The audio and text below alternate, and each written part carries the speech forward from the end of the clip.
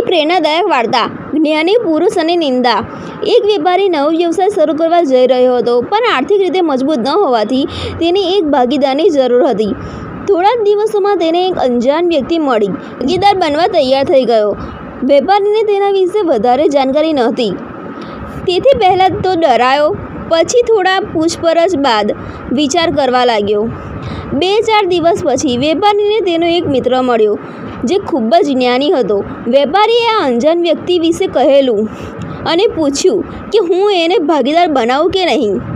મિત્ર એ વ્યક્તિને પહેલેથી જ ઓળખતો હતો। એક કપટી અને ભ્રામક માણસ હતો, લોકો સાથે ભાગીદારી કરીને બાદમાં એમને છોડી જતો હતો। પણ એક જ્ઞાની મિત્રે વિચાર્યું કે કોઈની નિંદા કરવી યોગ્ય નથી, તેથી તેને કહ્યું, એ એવો માણસ છે કે જલ્દી જ તારો વિશ્વાસ જીતી લેશે। વેપારીએ શબ્દો સાંભળી એની ભાગીદારી કરી લીધી। બહુ મહેનત કર્યા પછી નફાની વાત આવે ત્યારે એ માણસ આખું માલ લઈને ફરાર થઈ ગયો।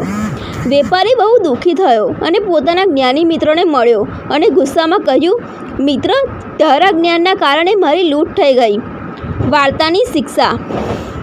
વાર્તાની શીખ: જો તમારા જ્ઞાનથી કોઈનું અહિત થાય તો એ જ્ઞાન એ લાયક નથી।